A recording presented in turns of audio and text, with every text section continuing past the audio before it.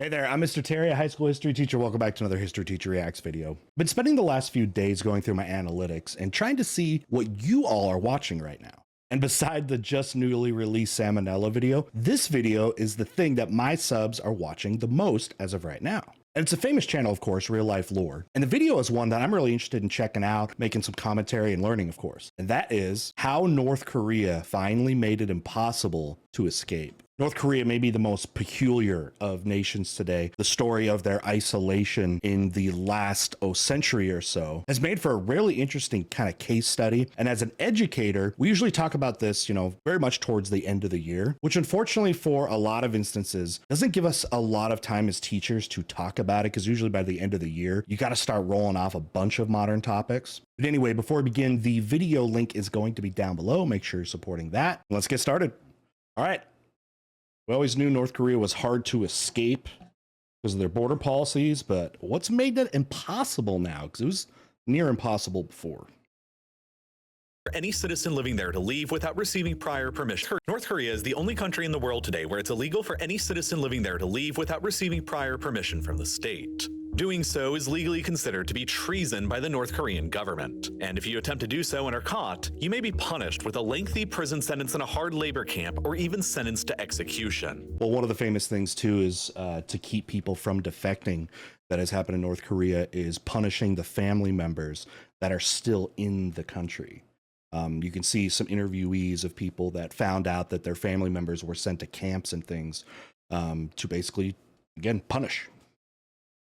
Even moving about within North Korea's territory is difficult and strictly regulated by the state, as you need official documentation and permits just to legally move from one internal province of the country to another. One reason for that is some areas are definitely more privileged than other. North Korea definitely puts its best face in Pyongyang, their capital city, because that's, if you're coming from out of the country, you're one of those people that can do that. That's one of the, that's the place you go to and are often almost confined to in a way. So the most loyal party members and stuff like that often find themselves there. And then it's in the rural areas you may find, you're going to find those the most impoverished. North Korea is almost universally regarded by just about every organization in the world to have the worst human rights record on the planet, with no contemporary parallel. All men in the country are forced into serving a minimum of 10 years in the North Korean army. Free speech is non-existent, and the only media providers are all owned by the state. That's why the mandatory service in 10 years, that's why North Korea also has one of the largest armies in the world.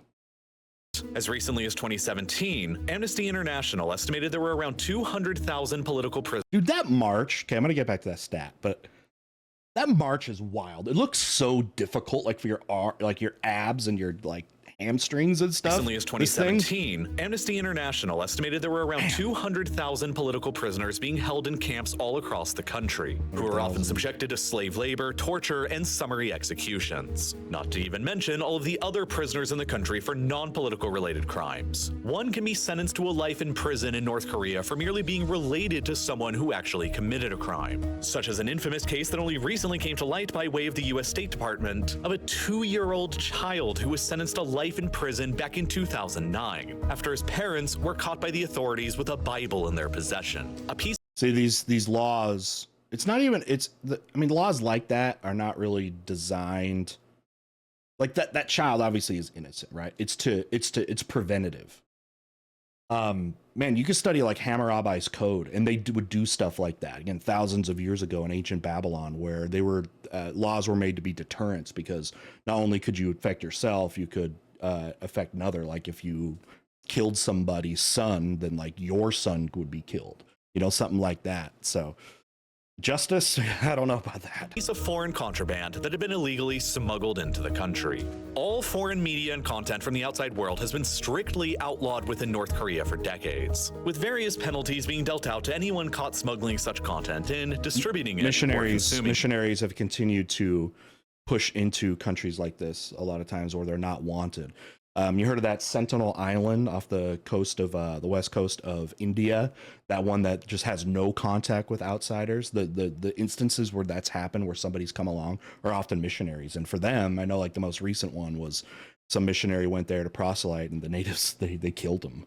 The natives did, killed the the missionary. It, up to and including life in prison and death. North Korea is one of only 4 countries remaining in the world that routinely carries out public execution of prisoners, with the only others being Iran, Saudi Arabia, and Somalia. It also has historically been extremely difficult for any foreigners to get permission to get into the country, and whenever they have been allowed in, they are permanently placed under intense levels of surveillance the entire time they are within, and only taken on highly curated tours where they are only shown what the regime wants to be shown. Those 2 statues are really famous. They're the on the left is Kim Il Sung. He's the founder of the modern North Korea, and then his son Kim Jong Il, who carried on. It's a dynasty.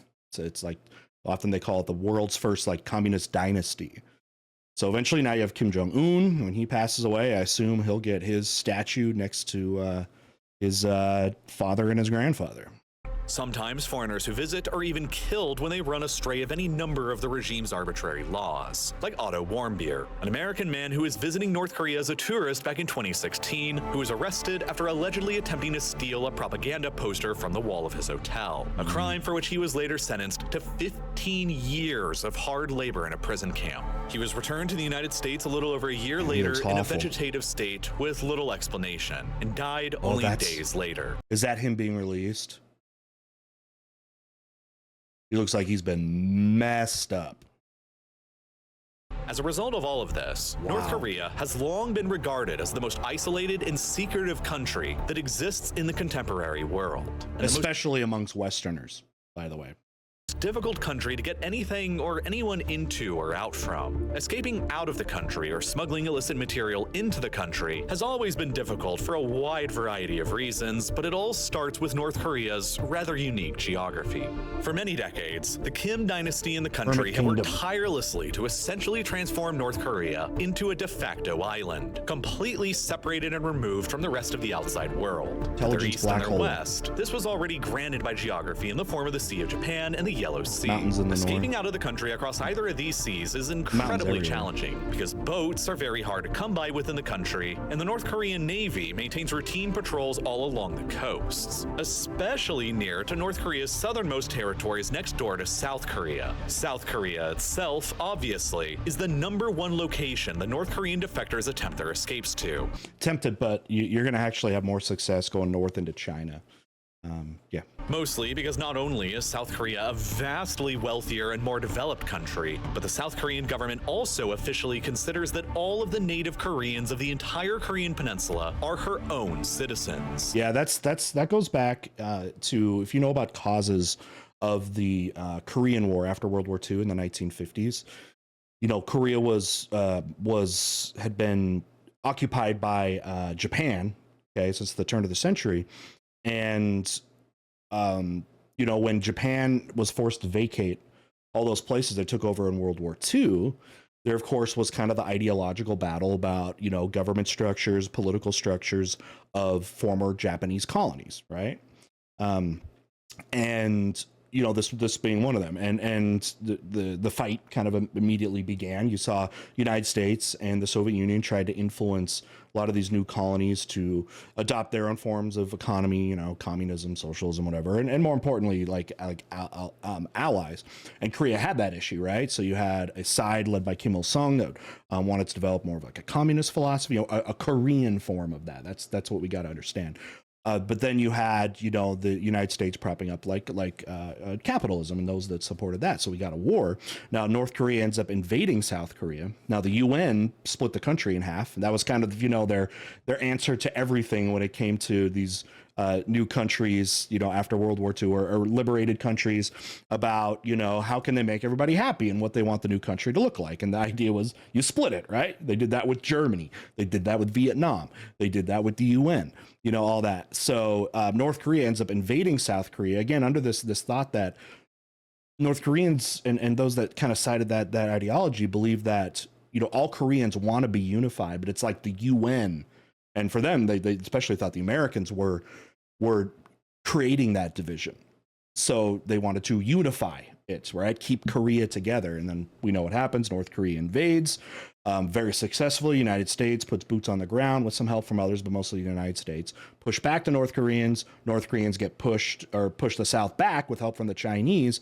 And then we end up where we started, which is the geography basically split in half. Including all of North Korea's 25 million residents. Any North Korean who can make their way into South Korea is automatically considered a South Korean citizen, and that alone provides an enormous incentive to leave. Of all the North Korean defectors who've successfully made it out of the country since the 1990s, 34,000 of them have found their way down to South Korea, compared to only around 1,000 in Europe and only around 200 in the United States. But Europe, fairly all... Okay, never mind. I was but just getting confused. to South Korea, for some reason I thought they also colored China. I'm like, China and Europe? Correctly, has almost always been impossible because of the existence of the Demilitarized Zone, or DMZ, heavily that runs across fortified the border in the entire world. length of the southern border from coast to coast. Contrary to how its name appears, this is the most heavily militarized border anywhere in the world. They mean demilitarized because the space in between it of a couple miles or so, there is no military presence, but right on the outside of it, okay, is when you add up both sides, probably 1 million soldiers. It's the most militarized border in the entire world, through which hardly anything at all is ever allowed to pass. There are tens of thousands of troops on both sides who directly patrol the numerous lines of walls, fortifications, and barbed wire, in addition to around 2. Notice the North Korean, because this is the guys you're looking at are on the South Korean side, and they're looking towards the North Korean side. Does look like the North Korean side, they're keeping up the area very much. I'm not sure. Plus, there's no soldiers there. That's interesting. They used to have soldiers right on the border too, like literally standing like on the border. I don't see that. Plus, they're not upkeeping the grass. Directly patrol the numerous lines of walls, fortifications, and barbed wire, in addition to around 2 million landmines. The North Korean Border Patrol has orders to shoot anyone who attempts to cross. There are 750,000 North Korean soldiers deployed within 100 kilometers of the border in the north, and another 450,000 South Korean soldiers, plus 20,000 American soldiers deployed within 100 kilometers of the border to the south. Breaking through this extremely imposing obstacle to get directly into South Korea has always been very dangerous and risky, which is why very few have ever successfully managed to do it. Historically, the comparatively easier but still extremely difficult path to escape out of North Korea was by attempting a run across the northern border into either China or Russia. At the same time, this was also historically the easiest border to smuggle illicit contraband into North Korea from as well. On the Chinese border there is where some of the groups, they give it like an underground railroad. You know what I mean? Where people can come in and out and goods can come in and out. You see, North Korea maintains an official military alliance with China, and while relations have often still been strained between the two, they are nothing like the outright hostility seen on North Korea's southern border. As a result, there is little need for North Korea to keep hundreds of thousands of soldiers deployed here, because the risk of an invasion coming from China is fairly minimal. Simultaneously, North Korea's border with Russia is very tiny, at only about 17 kilometers. And North Korea's relations with Russia are also similarly warm, so there's never really been a big need to park soldiers along the small border here to deter a potential Russian invasion.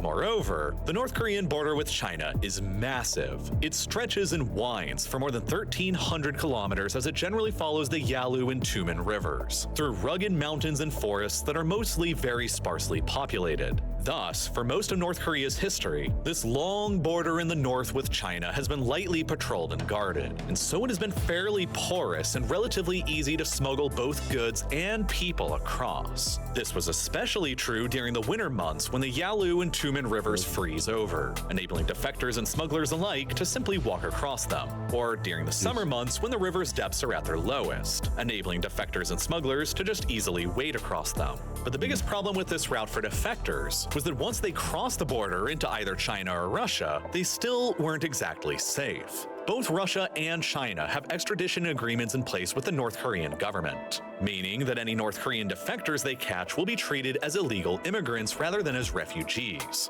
That basically means now that if you want to be, if you want to be a defector, you know, the place you want to get to is in South Korea. If you can get across, the place you want to get to is in South Korea, right? But it's also the hardest point of the 3 points that you can escape from. So it's like, you're taking a gamble, a huge gamble, no matter what you're doing there. But also, like I was saying too, though, there's a lot of insiders in China that are helping smuggle people. They get to China, but a lot of times they don't stay in China because of that reason. You go into China and then use China maybe as a platform to get somewhere else. And deported back to North Korea, where they will face immediate imprisonment and potentially even execution. That's why for nearly every defector who did escape across the border into China or Russia, the goal wasn't to stay there, but to eventually make their way into a neighboring safe country, which there are precious few of. Myanmar and Laos were always out because, just like China and Russia, they will immediately deport any North Korean defector they catch in their territories right back to North Korea. For the most part, that only left Mongolia, Thailand, or Vietnam as nearby safe countries the defectors could flee towards because, since South Korea considers all North Koreans to be their own citizens as well, these three countries will deport any North Korean defectors they catch to South Korea instead. So the plan for defectors was to always cross the porous mountainous border into China, and then, eventually, gradually, make their ways to Mongolia, Thailand, or Vietnam, where they would then immediately surrender to the local authorities there and get deported on a plane to safety and a new life in South Korea. Defections out of North Korea only truly began a spike, however, in the 1990s after the Soviet Union collapsed at the end of 1991, which had been the primary financial supporter of the North Korean regime. Then, with its primary financial benefactor and supporter gone, and heavy financial sanctions placed upon it by the United States, Japan, and South Korea, North Korea suddenly found its economy and agriculture unsustainable. With very little money and hardly any ability to import farming equipment or fertilizer, with food imports from the Soviet Union gone, with exacerbating droughts and floods, and with a base of less than 20% of their land even being considered arable in the first place, North Korea couldn't acquire enough food to sustain its entire population, and the worst famine in the country's entire history followed. Because of the North even you know, agriculturally too, they haven't recovered as much. Seen data about health conditions of like South Korea versus North Korea. North Koreans are routinely like shorter and like way less as a result of the agricultural problems there. And again, like they said, one of the biggest issues is the sanctions. There's countries like the United States which forbid any kind of trade with North Korea, which is really hurting the citizens at the behest of North Korea's government policies, you know. So take that for what you will. Korean government's incredible levels of secrecy. Nobody really knows exactly how bad the famine during the 1990s was, but estimates range from about 300,000 deaths on the lower end to as many as 3.5 million on the higher end, across only 4 years between 1994 and 1998. With masses of people desperate to escape from the famine, especially children, defections out of North Korea consequently began to spike. And, sensing an opportunity to make some money, a class of entrepreneurial smugglers in North Korea arose as well, who began smuggling in much-needed items like food and medicine, but also illicit contraband like Western and South Korean movies, TV shows, and books. Maybe you've heard of some of the great irony of that, of Kim Jong-il. He was a massive movie connoisseur. He had a massive collection of movies. He loved movies. He also like directed some of his own. They're very like propaganda films for what I've seen, but they're their own like Godzilla type movies and stuff like that. But he had a massive collection of that. Another thing that was contraband was some of the alcohol. And he had one of the largest, I think it's Hennessy cognac collections or whatever, in the world, in the whole world. So 2 items that he hoarded that were illegal for citizens. By the early 2000s, thousands of North Koreans were successfully defecting out of the country every single year, and the vast majority of them were escaping across the northern border into China, making their way eventually to Thailand, Vietnam, or Mongolia, and getting themselves deported from there to South Korea. The number of defectors steadily continued increasing year after year long after the Great Famine had ended, until they reached a peak in 2009, when a total of 2,914 North Koreans successfully managed to find their ways down into South Korea, the largest number to ever defect in a single year since the conclusion of the Korean War back in the 1950s. There's also, interestingly, this height is also around the transition period of when Kim Jong-il died and Kim Jong-un is coming in. I forget exactly what year that was. Follow that up for me. I don't want to take the time to go look it up for y'all. You can do it, but I feel like it was about this time, and I wonder if that connects at all. Defections out of the country remained high in both Look how 2010 bad and it is. 2011, with over 2,000 taking last place 3 in each years. of those years. But then, at the very end of 2011, something different happened. The man who had ruled North Korea as the supreme leader ever since 1994 suddenly died in December, and his son, Kim Jong-un, succeeded him. And ever since taking power back then at the end of 2011, Kim Jong-un has worked tirelessly to crack down on both defections and smuggling within his kingdom. Do you think it's possible that, you know, they were really hating Kim Jong-il in those final years, 5 years or so of his life, and he's cracking down? I mean, his son is cracking down. Kim Jong-un is cracking down. I also wonder if we never really know the real approval rates of their leadership and all that stuff, because it's really not free and fair elections in a lot of ways, and there's only one political party, so it's like you have one person to vote for. But I wonder if deep down inside, if we could find out if they were glad, I don't know, glad, but like, you know, when Kim Jong-il dies, they had a lot more hope and more positivity towards his son, or is this literally just a massive crackdown, night and day? Because that's what it looks like with the statistics. Signal jammers began getting installed all across the northern frontiers and remote mountain passes to block out foreign cell and satellite signals. Intelligence monitoring of phone calls in the northern areas were increased, while more border fences were being built up and patrols increased. Simultaneously, things were changing in both Russia and China as well. In 2014, Russia signed an agreement with North Korea that they would begin deporting any defectors they caught in the country back, essentially eliminating Russia as a viable country for would-be defectors to escape into once and for all. Meanwhile, What's China Russia getting out of it? You always think, like, what's Russia getting out of it? It's not easy and financially cheap to do these deportation processes, right?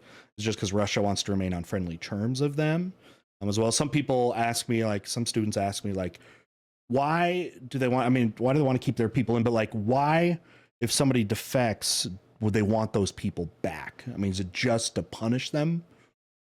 You know what I mean? The people obviously aren't in line with the goal, right, of what the North Korean administration is trying to achieve here. Increasingly developing its own pure massive cultural unity. Surveillance state apparatuses after the passing of the PRC cybersecurity law in 2016. Within just 4 years from then, by 2020, the Chinese had likely increased the number of their surveillance cameras operating all across the country to more than 620 million. More than 12 times as many surveillance cameras operating across the United States. Combined with increasingly rigorous monitoring of internet and cell services, since China has always treated all North Korean defectors as illegal immigrants. These sweeping changes to surveillance in China made it far easier for the Chinese authorities to detect them in the country, while they were trying to make it across to the safer countries in Thailand, Vietnam, or Mongolia. So I guess the answer they're saying, like, for China is that they just don't want them. They don't want the defectors. They're like, you're Korean, you're not Chinese. We want to send you back. And yes, we will pay for it. And made their journeys significantly more dangerous and risky than they had ever been before. To compensate for the increased levels of risk that were developing, brokers and human traffickers within China, who often helped North Korean defectors escape, began charging more and more money to do so. Back in 2007, the average price that a broker in China would charge to help a North Korean defector escape to Thailand or Vietnam was around $2,000. And there's scams like this of people trying to get out of countries. In Latin America, they do this a lot, where they will, you know, like people trying to get to the United States, for example, they'll, you know, like, you got to pay money, right, to these people. And then once they remove the people from those countries, before they'll actually take them to the US, they go, okay, we want more now, more than what the original price was. And if you don't pay, like, some of them, that's where you can hear, you hear about, like, mass murders and stuff like that of immigrants for that reason. They'll say, hey, now you need to go get us more. And I don't know if that is happening at the rate in, like, somewhere like China or somewhere else, like the human traffickers, or what, but that is a global phenomenon of scams for people, helping people escape from, you know, helping refugees get out of their awful living conditions. A lot of money for the average North Korean, but still theoretically doable. But by 2012, shortly after Kim Jong-un took power, the price had doubled to around $4,000. By 2015, the price the brokers were charging had doubled again to about $8,000. And by Kim Jong-un, one thing he did do, sorry if I'm pausing too much, I want to make sure. adding my commentary and making this transformative. But when he came in right after the death of his father, he came out swinging to the rest of the world. I mean, he was talking very big and, protective of his country and aggressive minded that I feel like reinvigorated a little bit of the hostility. It's like there was more of a Cold War going on between, especially North Korea and the United States. Then it heated up again, really hot. 2017, the prices were anywhere between $13,000 and that guy doing? $16,000 per each defector. Because most North Koreans earn less than $2,000 a year, saving up those kinds of sums to escape would take them years or even decades of scraping by to do. So it became no longer realistic for most to hire a broker to help them unless they already had family members who had escaped before them who could save up the money on their behalf with higher paying jobs in developed economies like South Korea. Thus, at some point in the 2010s, there became a point where the overwhelming majority of North Koreans could only escape the country if they chose to do so completely on their own, without any help from the outside. So one of the common stories that you're going to see, some of those defectors are military members. They're the ones that they're currently in their required serving years, right? So what they'll do is, because if you're in the military, you're also going to get more access to more ability to like travel. Maybe you're put on the border, so you're very close to the border, that kind of thing. And they may defect kind of on their own and all that stuff, but also makes it easier to access the people that are going to help you like get across. So what a family might do is put their money together for like one family member, maybe the oldest son or something like that. And because, again, you can't afford to take the whole family to get them out of there. That'd be risky and expensive, but you get one person across and then they use their, their means and try to get job, get money and stuff like that to then be able to pay those people to help people defect and bring more people across.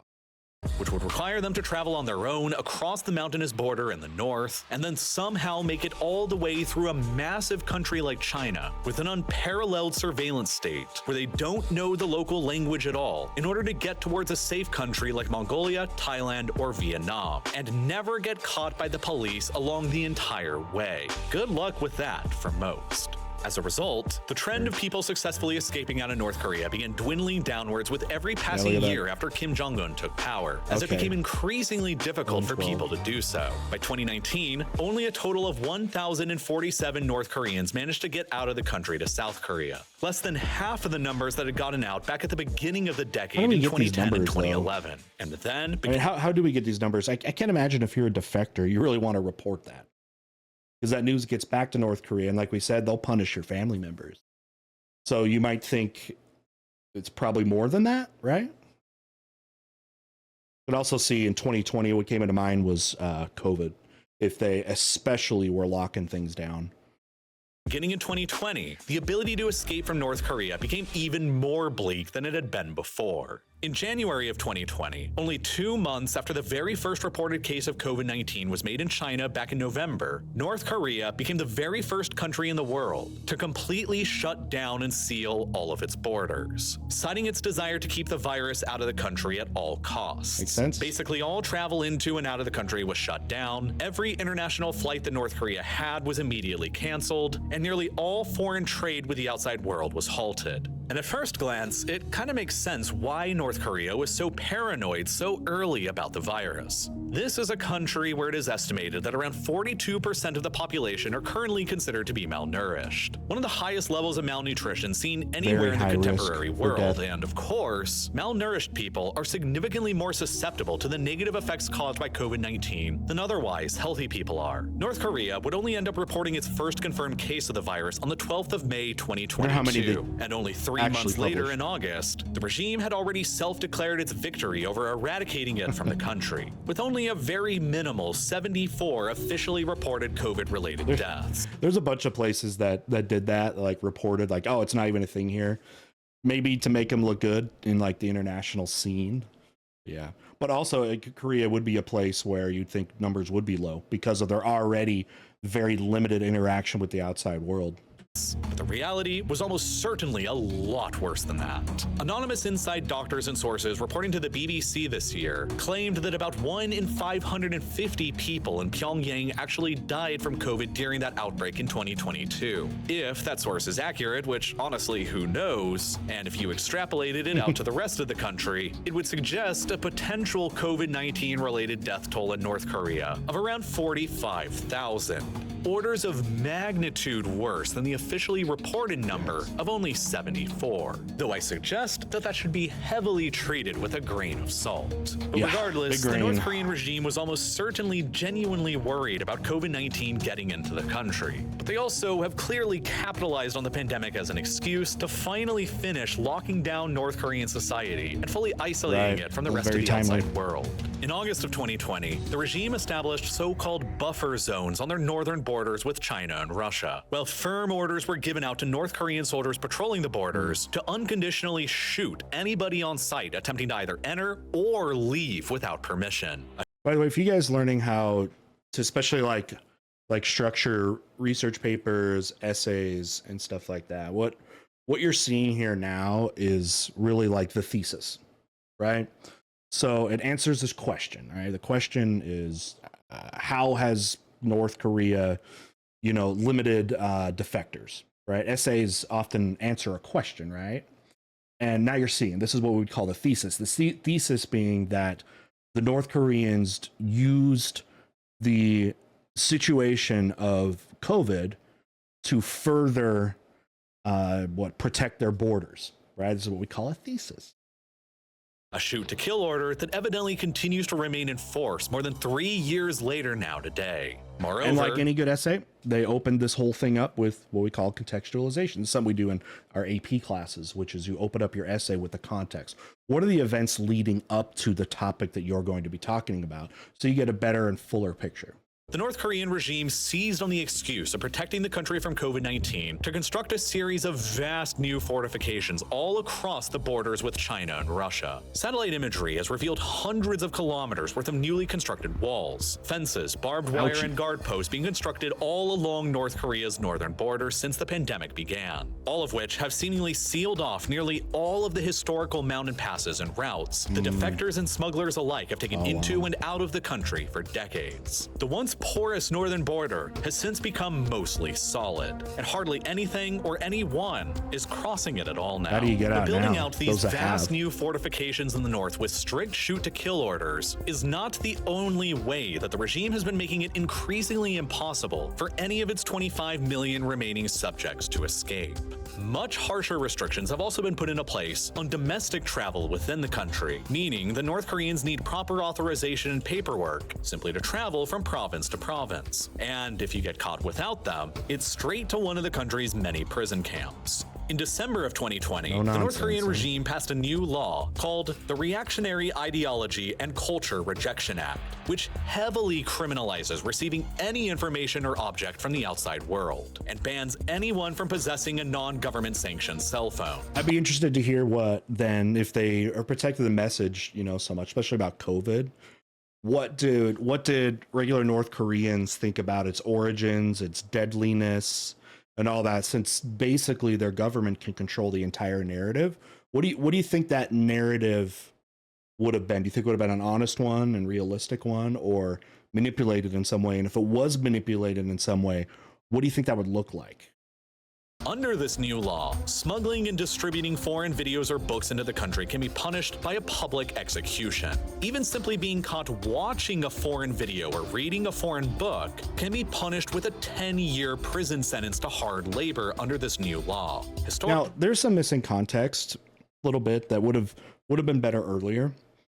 The cultural philosophy of Japan, North Korea, Juche philosophy. And it basically says, screw the outside world, right? But the question have to be asked then is why? Why develop a philosophy? Well, you got to think historically. Korea's history has been one that has either been of isolation under the Hermit Kingdom years, or in oppressive tug of wars between China and Japan. And like, especially like when Japan's occupation of countries like Korea were horrible, right? And they were under occupation for about 50 years. And then, but years before that, China and old Chinese dynasties kind of did the same thing, made them tributary kingdoms and stuff. So their experience with the outside world historically has not been a very favorable one. Okay. So add that all together. And then after World War II, the philosophy kind of, trumped up by Kim Il-sung was, hey, screw the outside world. We're going to do things our way. Right. And that's where you can get this now. Historically, foreign films and shows like South Korean K-dramas or dubbed American movies were smuggled in from China across the northern border on micro SD cards and then sold and watched in secret. But evidently, since the new extremely harsh laws were passed at the end of 2020 and the northern border got much more heavily sealed, these smuggled foreign films and movies into the country have virtually stopped entirely. You can't watch Friends anymore. Defections out of the country have virtually ground to a halt since the pandemic began as well. In 2020, there were only a grand total of 229 successful defections out of the country to South Korea, a tenth of the amount that were seen only a decade previously. And then 2021 and 2022 saw even less, with only 63 and 67 successful defection attempts taking place throughout the entire years. The lowest levels ever seen in North Korea's entire history as a state since 1948. And so far this year in 2023, the trend is looking to be pretty similar, as the entire first quarter between January and March, some of the best months to escape when the northern rivers are frozen over, only recorded a paltry 34 successful defections taking place. All of this is in comparison to the thousands of successful defections that were taking place every single year back in the early 2000s and 2010s. North Korea, in effect, has become the largest and possibly most successful prison in all of human history since 2020. But it isn't just the new laws and the new border in the north they've built that is all contributing to this. In truth, they're all merely a component of Kim Jong-un's grand concept of transforming North Korea into a truly closed digital state. Where it's like he's trying to fulfill like what his grandfather wanted, which was that kind of idea, right? Korea for a Korea, Juche, screw the rest of the world. In the digital realm, as well as the physical realm within North Korea, are each completely isolated and separated from the rest of the world. This has been a long-time project of the North Korean state in the making. The phones that you can get in North Korea, for example, work very differently than the phones you're used to. State-sanctioned phones from North Korean state-owned companies are the only ones that you can legally possess. They can't connect to the internet, and they can't make international phone calls outside of North Korea. Moreover, y'all know that? No internet access. Don't have access to that stuff. Outside phone lines and no internet access. They have state-sanctioned software installed on them that cannot possibly be removed, and that disables all foreign files, apps, clips, and text or sound files that were not created on North Korea's own state-owned operating system called Red Star. I also wonder where the hacker technology and education, or not hacker, sorry, but like the reverse of that, the protective stuff, security. I wonder where these because the networks you'd have to operate to like just close down your whole country to information like that. Like I wonder where they get their software, their skills with the engineering and all that. Is it in North Korea, or is somebody else doing that for them? If you know, let me know. Like, where's the support coming from? These North Korean phones will also continually and randomly take screenshots of messages and activity history that cannot possibly be deleted. I know the inspections of the phone are mandatory by the North Korean police. In essence, these phones are only usable within North Korea and can only be used in ways that the North Korean regime deems acceptable. But foreign-made phones from the outside world smuggled in across the northern border were always problematic to the Kim regime's desire for this truly closed-off digital state. Foreign-made phones could actually make calls to the outside world, and they could contain outside foreign-made files like videos, text, and sound. They were big business for a few entrepreneurial smugglers, because using a foreign-made phone might be the only way that a family within North Korea could contact a relative of theirs who had attempted an escape previously. It might be the only way to have ever known if your relative was still alive or dead. Many North Korean families would thus save up enormous amounts of money to meet these smugglers for the chance at a phone call to the outside or a chance to view or read something from the outside. But no longer. By slamming shut the border and increasing the harshness of its laws, the North Korean regime has probably destroyed this smuggling process that was undermining its closed digital state ambition once and for all. And What do you, if you are a smuggler and you're really committed to trying to keep that up, what do you think's the next step? How do you get past this? How do you try to keep an open line to North Korea? as the risks for getting defectors out have increased, so is it hacking?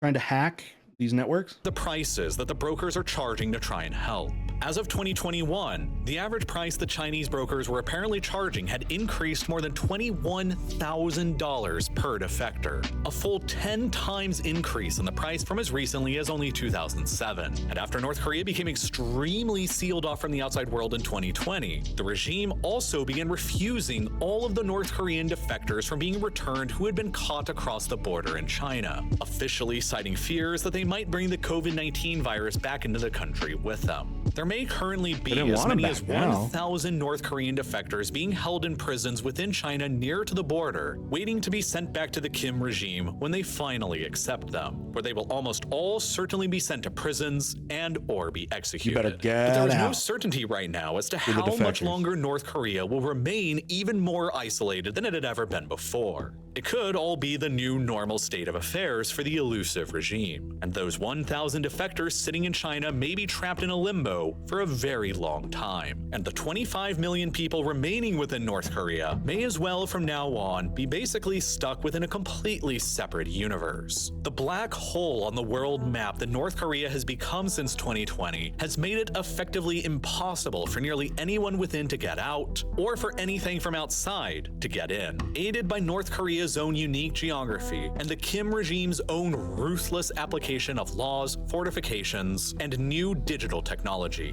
everything from the outside world is now thoroughly blocked within North Korea, as it has never been before. But it is also far from the only country that is placing restrictions on foreign media. American websites like Google, YouTube, Facebook, Instagram, Wikipedia, Reddit, and dozens of others have been blocked in China for years.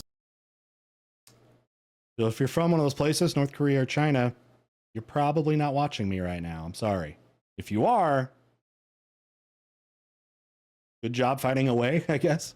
But now, popular Chinese websites and apps like TikTok are beginning to be similarly blocked in the United States. Just last month, in May of 2023, Montana became the first TikTok. U.S. state to pass legislation banning TikTok everywhere on all personal devices for everyone within the state.